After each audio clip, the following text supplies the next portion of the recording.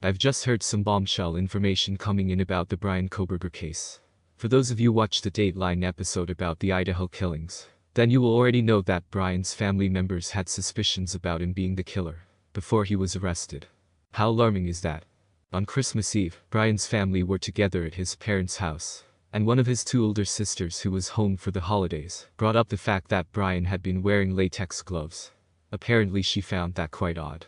We heard others say that they saw Bryan wearing gloves too, like the cops that were watching him before arrest said that he wore gloves to throw trash away in the neighbor's bin. So, it's not because of his OCD or normal for Bryan, since his family member thought it's an odd thing too. Furthermore, his sister also brought up the fact that he lived a few miles away to the Idaho 4 house, and also that he was driving a white Elantra, which was the car police had been looking for. The sister allegedly looked at all these things together and thought that the family should consider the possibility that Bryan had killed the students in Idaho.